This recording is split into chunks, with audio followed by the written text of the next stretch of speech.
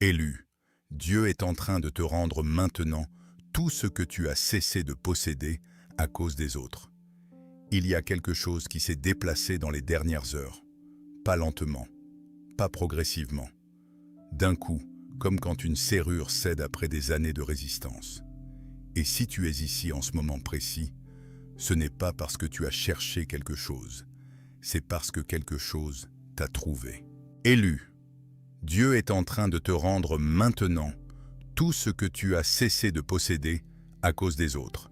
Et cette phrase que tu viens d'entendre n'était pas un titre. C'était une déclaration du ciel prononcée sur ta vie dans ce moment exact. Et cette déclaration du ciel n'est pas venue seulement pour te consoler. Elle est venue ouvrir un endroit que tu avais appris à fermer. Parce que lorsque Dieu commence à rendre ce qui a été pris, il commence souvent par montrer pourquoi cela a été pris, par qui cela a été touché, et quels liens invisibles ont continué à retenir ton âme, même après que la situation semblait terminée. Tu n'es peut-être pas arrivé ici parce que tu cherchais une réponse. Il est possible que tu sois arrivé ici parce qu'au fond, quelque chose en toi savait déjà que Dieu essayait de te montrer ce que tu n'arrivais pas encore à nommer. Ce n'était pas une preuve visible. Ce n'était pas une scène claire que tu pouvais raconter à quelqu'un sans avoir peur de paraître excessif. C'était plus subtil. Après certaines conversations, ta pensée restait agitée. Après certaines présences, ta paix semblait diminuer. Après certaines paroles, tu sentais qu'il y avait quelque chose derrière le sourire, quelque chose que tes yeux ne voyaient pas encore, mais que ton esprit discernait déjà. Alors tu as essayé de te reprendre. Tu t'es dit que tu jugeais peut-être trop vite, que ta douleur parlait plus fort que ta sagesse, que tu devais encore pardonner, encore attendre, encore supporter. Tu as appelé cela une impression. Tu as appelé cela de la fatigue. Tu as même essayé de défendre certaines personnes dans ton cœur, alors que leur présence continuait à laisser du poids là où Dieu voulait remettre de la paix. Mais le malaise n'est pas parti. Il est resté comme une petite lumière dans un couloir sombre. Pas assez forte pour tout expliquer, mais assez présente pour t'empêcher de dormir comme avant. Et souvent, c'est exactement comme cela que Dieu commence à protéger quelqu'un. Il ne crie pas toujours. Il ne dénonce pas toujours d'un seul coup. Il laisse d'abord ton âme sentir ce que tes yeux refusent encore d'admettre. Puis, au moment juste, il retire le masque. Non pour t'apprendre à haïr, non pour que tu passes ta vie à soupçonner tout le monde. Il le fait parce que certaines restitutions ne peuvent pas entrer tant que tu restes attaché à ce qui t'a vidé. Dieu ne peut pas seulement te rendre ce qui t'a été pris. Il doit aussi te libérer de ce qui continuait à prendre en silence. Quand Dieu retire le masque, la confusion commence à perdre son pouvoir. Tu comprends pourquoi certaines personnes rendaient ta foi plus lourde. Tu comprends pourquoi certaines paroles entraient en toi comme une accusation, même quand elles étaient prononcées doucement. Tu comprends pourquoi tu te sentais coupable de t'éloigner de quelqu'un qui, pourtant, ne cessait pas de te blesser. Et cette compréhension n'arrive pas pour nourrir ta colère. Elle arrive pour briser les liens invisibles, pour remettre la vérité à sa place et pour te rendre la paix que la fausseté avait tenté de voler. J'ai prié longtemps avant de parler de cela. Pas parce que le sujet était beau, parce qu'il était lourd. Je savais que beaucoup d'élus portaient les mêmes signes en silence. Ils sentaient que certaines personnes apportaient de la confusion dans leur vie. Mais ils ne savaient pas si c'était Dieu qui révélait ou leurs blessures qui exagéraient. Ils voulaient obéir, mais ils avaient peur de se tromper. Ils voulaient pardonner, mais ils ne voulaient plus retourner dans la même prison. Ils voulaient aimer, mais ils sentaient que quelque chose les liait encore à des présences qui ne produisaient plus la paix de Dieu. C'est pour cela qu'est né « Quand Dieu retire le masque », comment découvrir qui agit contre toi et briser les liens invisibles. pas comme un simple contenu de plus, pas comme une promesse facile posée sur une douleur profonde. C'est né comme une direction pour ceux qui sentent que Dieu parle, mais qui ont besoin de discerner sans panique, de voir sans haine et de se détacher sans porter une culpabilité qui ne leur appartient pas. Je l'ai laissé juste en dessous de cette vidéo, dans le premier commentaire épinglé. Si tu sens que cette parole a touché ton histoire, ne traite pas ce moment comme une coïncidence. L'accès est là pour t'accompagner dans cet endroit précis où tu ne sais plus si tu dois rester, attendre, pardonner encore, ou enfin couper le lien qui continue à ramener le même poids dans ton âme. Ce n'est pas pour t'agiter, c'est pour t'aider à reconnaître les masques, discerner les intentions cachées, comprendre ce qui agit contre ta paix et briser ce qui t'a retenu sans devenir amer. Parce que la restitution que Dieu commence maintenant dans ta vie ne concerne pas seulement ce que tu as perdu à l'extérieur.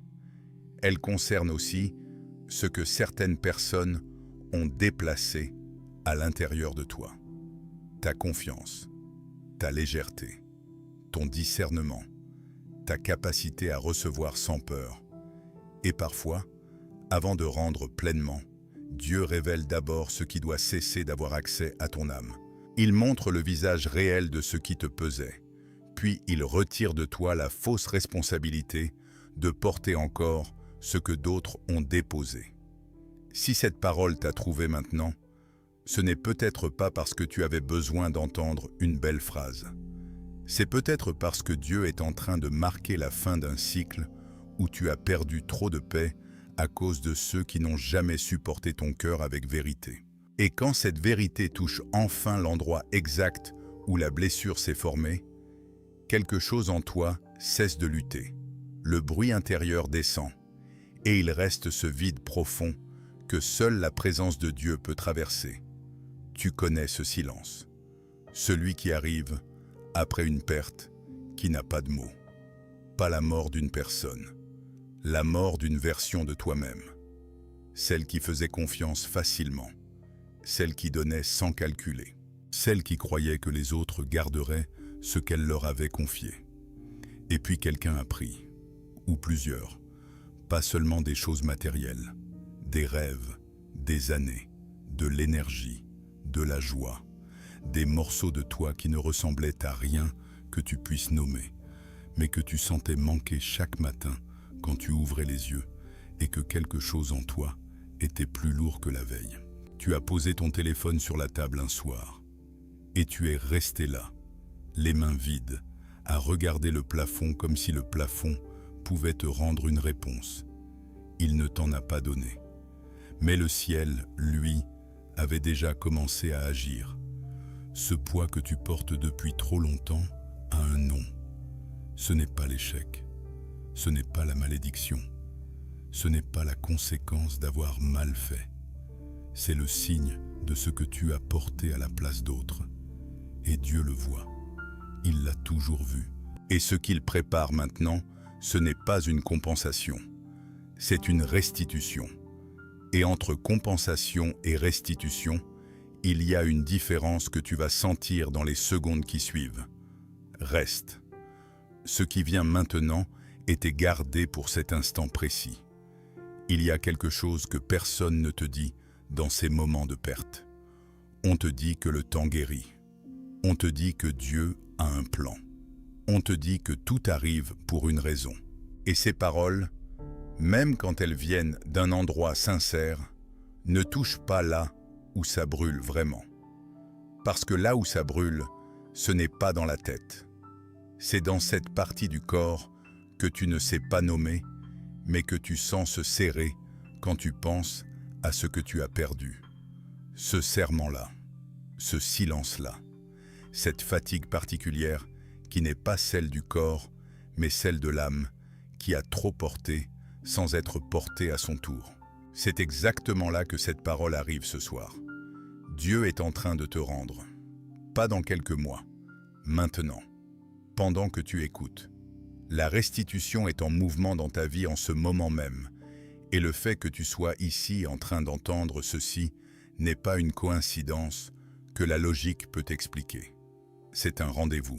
Un rendez-vous que le ciel avait inscrit avant que tu saches toi-même que tu en aurais besoin. Tu as peut-être essayé de comprendre pourquoi certaines personnes ont pris ce qu'elles ont pris. Pourquoi certaines ont eu accès à ce que tu n'aurais jamais dû leur laisser. Pourquoi la confiance que tu avais donnée a été retournée contre toi. Et dans cette tentative de comprendre, il y a eu un moment où la question a changé. Elle n'était plus pourquoi eux. Elle était devenue pourquoi moi. Qu'est-ce que j'ai fait pour mériter ça? Est-ce que j'ai manqué de discernement? Est-ce que ma foi était trop naïve? Est-ce que j'aurais dû voir venir ce que je n'ai pas vu? Cette question est la plus lourde de toutes. Et elle t'a suivi jusque dans des endroits où tu ne l'avais pas invité. Ce que je dois te dire maintenant, avant toute révélation, avant toute promesse, c'est ceci. Tu n'as pas mérité ce qui t'a été pris. La générosité n'est pas une faiblesse qui s'est retournée contre toi. La confiance n'était pas une naïveté que tu aurais dû corriger. Ce qui s'est passé n'est pas arrivé parce que tu avais quelque chose qui n'allait pas. C'est arrivé parce que tu portais quelque chose que d'autres ont voulu. Et ce qu'on veut prendre, c'est ce qui a de la valeur. Cette vérité est la première chose que Dieu voulait que tu entendes ce soir. Pas la révélation de ce qui arrive, pas la promesse de ce qui revient. D'abord ceci, tu n'as pas créé ta propre perte par excès d'amour ou de confiance. Ce qui t'a été pris l'a été malgré toi, non à cause de toi. Et Dieu a gardé le compte de tout ce qui est parti. Cette culpabilité silencieuse que tu portes, celle qui ne crie pas mais qui pèse, celle qui apparaît dans les petits moments calmes et qui te demande si tu aurais pu faire autrement, cette culpabilité-là est le mensonge le plus subtil que l'ennemi ait planté dans ta vie après la perte. Il ne t'a pas seulement pris ce qu'il t'a pris. Il t'a laissé la facture, comme si c'était ta faute, comme si tu devais t'en excuser auprès de toi-même, comme si la douleur que tu portais était une punition méritée plutôt qu'une blessure subie. Dieu ne te voit pas comme quelqu'un qui a mal géré sa vie. Il te voit comme quelqu'un qui a été spolié. Et entre ces deux regards, il y a tout l'espace dans lequel la restitution peut se déployer. Parce qu'on ne rend pas à quelqu'un ce qu'il a perdu par sa propre faute. On rend à quelqu'un ce qu'il s'est fait prendre. Et Dieu est en train de rendre. La première couche de cette culpabilité, c'était la question du discernement. La deuxième couche, celle que tu portais encore plus profondément sans toujours la formuler, c'était la question du mérite. Est-ce que je mérite que Dieu intervienne maintenant? Est-ce que j'ai assez prié, assez attendu, assez fait preuve de foi? Est-ce que Dieu se souvient encore de moi dans cette situation précise?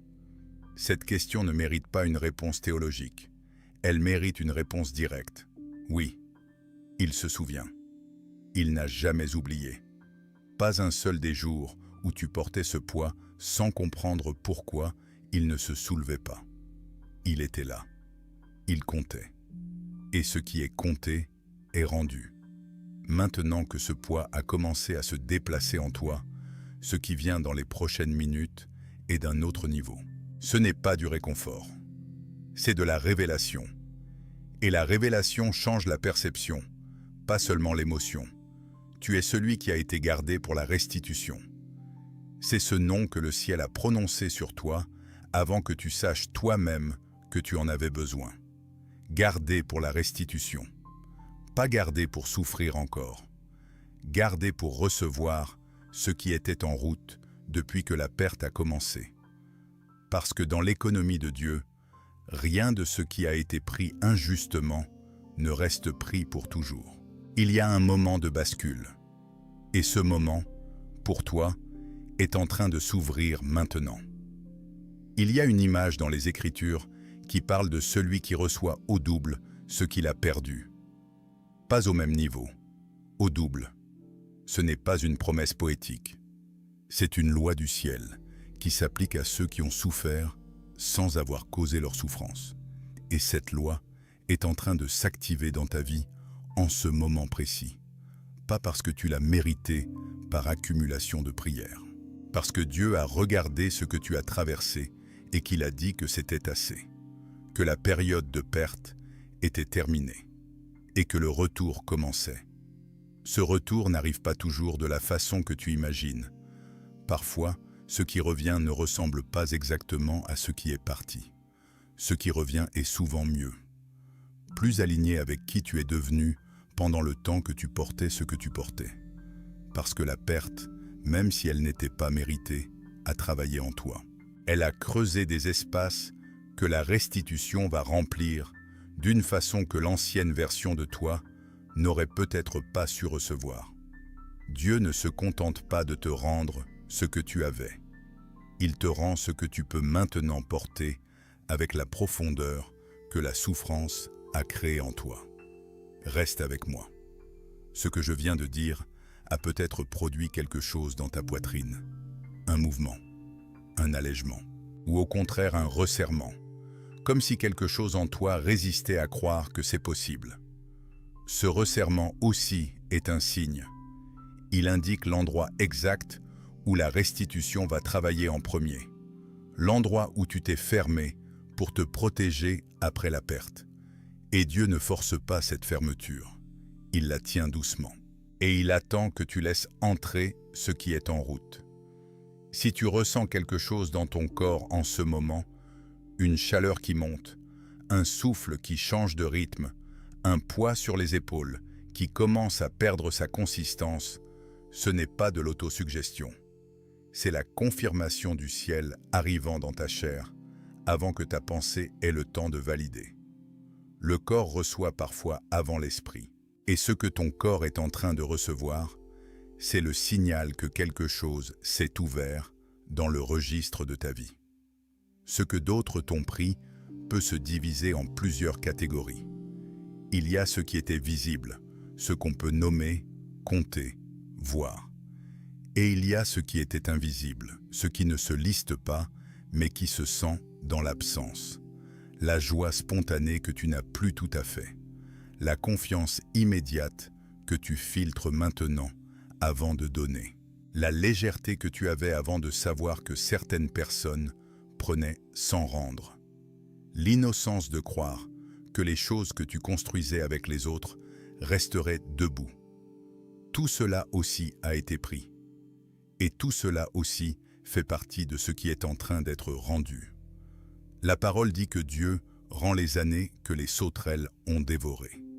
Cette image n'est pas seulement poétique, elle est précise. Elle dit que même le temps qui a semblé perdu, même les saisons qui ont semblé mangées par ce qui a envahi ta vie, ces saisons-là sont restituables. Dieu peut compresser en quelques mois ce qui semblerait demander des années à reconstruire. Il peut faire entrer dans ta vie en une saison ce qui aurait dû être distribué sur une décennie. Parce qu'il ne compte pas comme nous comptons. Et sa façon de rendre tient compte non seulement de ce qui a été pris, mais du temps que la prise t'a coûté. Il y a eu une période, peut-être longue, peut-être plus courte, mais intense, où tu as eu du mal à prier avec la même fluidité qu'avant. Pas parce que ta foi avait disparu, parce que les mots ne venaient plus de la même façon, parce qu'il y avait quelque chose entre toi et la prière, une couche de lassitude ou de questionnement qui filtrait ce que tu voulais dire. Tu priais encore. Mais parfois c'était juste ta voix qui parlait. Et tu ne savais plus très bien si quelqu'un écoutait de l'autre côté. Ce doute-là n'était pas de l'incrédulité. C'était de l'honnêteté. Et Dieu préfère l'honnêteté du cœur blessé à la performance d'une foi qui ne ressent rien. Je peux te dire ceci parce que je suis passé par un endroit semblable. Un endroit où la foi était encore là, mais où la connexion semblait avoir perdu un peu de son évidence. Et c'est dans ce lieu précis que j'ai compris que Dieu n'exige pas que nous ressentions fort pour être entendus. Il entend même le silence. Il entend même le doute. Il entend même la prière, qui n'a pas de mots, et qui n'est qu'une présence épuisée qui reste quand même en face de lui. Et cette présence-là compte plus que toutes les prières bien formulées. Ce qui a été pris dans les relations a laissé une trace particulière. Pas seulement dans la façon dont tu te rapportes aux autres, dans la façon dont tu te rapportes à toi-même. Il y a des parts de toi que tu as retirées de la circulation après avoir été déçu. Pas par calcul, par instinct de protection. Tu as arrêté de montrer certaines choses. Tu as commencé à garder certains rêves pour toi seul. Tu as appris à sourire sur une certaine surface, pendant que quelque chose de plus profond restait en retrait, à l'abri, attendant de savoir si l'environnement était sûr avant de se montrer à nouveau. Cette rétraction n'était pas une régression. C'était une sagesse du corps qui savait ce que tu n'avais pas encore pleinement admis en pensée. Mais cette protection a aussi un coût. Elle a maintenu en sécurité des parts de toi qui avaient besoin de s'exprimer, de circuler, de se donner. Et ces parts-là font partie de ce qui revient. Pas seulement les choses extérieures. Toi. Les versions de toi qui avaient été mises en veilleuse. Elles reviennent aussi. Il y a quelque chose que je dois te dire maintenant, avant d'aller plus loin. Quelque chose que l'on n'entend pas souvent. Ce que tu as perdu a parfois pris la forme d'une personne. Quelqu'un qui était censé rester et qui est parti en emportant quelque chose. Ou quelqu'un qui est resté, mais qui a prélevé chaque jour un peu de ce que tu étais sans que tu t'en rendes compte immédiatement. Et dans cette perte-là, il y a souvent une douleur supplémentaire qui n'est pas formulée.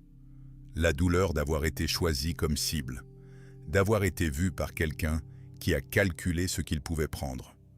Cette douleur a une couche de honte dedans, comme si le fait d'avoir été ainsi choisi disait quelque chose de moins flatteur sur toi. Cette honte est le mensonge le plus cruel, parce que ce sont toujours ceux qui ont quelque chose de réel qui sont visés. L'ennemi ne s'acharne pas sur le vide, il s'acharne sur la substance. Et le fait que tu aies été ciblé est la preuve de ce que tu portais, pas de ce qui te manquait. Un troisième souffle de ce qui a été pris concerne les projets. Ce que tu avais commencé à construire et qui a été interrompu. Ce que tu avais planté et qui a été foulé avant de pousser. Ces projets-là ne sont pas morts. Ils ont été différés. Et la différence entre mort et différé, dans l'économie de Dieu, est absolue. Ce qui est mort ne revient pas sous la même forme. Ce qui est différé revient au moment exact où les conditions sont réunies pour qu'il porte du fruit plutôt que d'être à nouveau écrasé. Dieu a parfois retenu ce que tu portais, non pour te le voler, mais pour le protéger d'un terrain qui n'était pas encore prêt. Et le terrain est en train de changer maintenant. Dieu est fidèle. Cette phrase que tu as entendue 100 fois contient quelque chose que l'habitude efface. La fidélité de Dieu n'est pas passive. Elle est active. Elle ne regarde pas simplement la situation en promettant que ça ira mieux un jour. Elle agit. Elle intervient. Elle déplace. Elle ouvre. Et en ce moment précis, la fidélité de Dieu est en train de se déployer dans ta situation d'une façon que tu n'as peut-être pas encore les yeux ouverts pour voir, mais que tu commences à sentir. Ce début de sentiment est déjà la preuve que quelque chose a changé. Ce qui vient maintenant, dans ce récit, va demander quelque chose de ta part. Pas une performance, pas un effort, juste une permission. La permission de croire que ce qui revient est réel, pas éventuel, réel, en mouvement, en route, et que ton rôle dans cette restitution n'est pas d'accélérer ce que Dieu fait, mais de te tenir prêt à le recevoir. Se tenir prêt n'est pas une posture physique, c'est une posture du cœur. Décider que tu vas recevoir, décider que tu laisses entrer, décider que la fermeture protectrice que tu as construite peut maintenant s'ouvrir parce que ce qui arrive ne vient pas pour prendre, il vient pour rendre. Si tu ressens à cet instant une pression dans la gorge, ou une humidité dans les yeux sans avoir décidé de pleurer, ou un tremblement intérieur très subtil qui précède quelque chose, ce n'est pas ta sensibilité qui s'emballe. C'est le signal du ciel, posé dans ta chair. Ce que tu ressens est la réalité de ce qui est dit, qui prend forme dans ton corps avant même que ta pensée ait eu le temps de l'évaluer. Ce signal a un nom, et ce nom est confirmation. Ce que Dieu rend ne ressemble pas toujours à ce qui a été pris. Parfois, ce qu'il rend est plus grand, plus pur, plus aligné avec la personne que tu es devenue dans le feu de ce que tu as traversé, parce qu'il ne travaille pas sur la base de ce que tu étais quand tu as perdu. Il travaille sur la base de ce que tu es maintenant. Et ce que tu es maintenant, après avoir traversé ce que tu as traversé et être encore debout, après avoir gardé ta foi, même quand elle tremblait, après avoir continué à marcher, même quand les jambes étaient lourdes, ce que tu es maintenant est plus vaste que ce que tu étais avant la perte. Et la restitution va remplir ce nouvel espace. Il y a des choses que tu as perdues à cause des décisions d'autres personnes. Pas des décisions qu'ils ont prises en ignorance complète de l'impact sur toi. Des décisions qu'ils ont prises en sachant, au moins en partie, ce qu'elles allaient coûter. Et cette connaissance chez eux, le fait qu'ils aient vu et continué quand même, a ajouté à la perte un sentiment d'injustice particulière. Parce que la perte par accident se vit différemment de la perte par choix de l'autre. Quand quelqu'un a choisi de prendre, de trahir, de partir en emportant ou de rester en prélevant, cette dimension du choix laisse une trace que le simple deuil ne suffit pas à traiter. Elle laisse une question sur la valeur qu'on t'a accordée. Et cette question, Dieu veut y répondre ce soir d'une façon qui ne laisse plus de place au doute. Ta valeur n'a pas été établie par ce que les autres ont fait de toi. Elle a été établie avant que tu naisses, par celui qui t'a conçu avec une précision que le plus attentif de tes proches n'a jamais tout à fait vue. Il te connaît dans les angles que tu ne montres à personne. Il connaît les rêves que tu n'as jamais verbalisés. Il connaît les forces que tu n'as pas encore déployées parce que les circonstances ne les ont pas encore appelées. Et c'est depuis cette connaissance totale qu'il agit dans ta vie. Pas depuis la version tronquée que les autres ont vue et jugée. Depuis la version entière. Et la version entière de toi est ce que la restitution vient servir. Il y a une résistance en toi, peut-être, à recevoir cette parole dans sa totalité.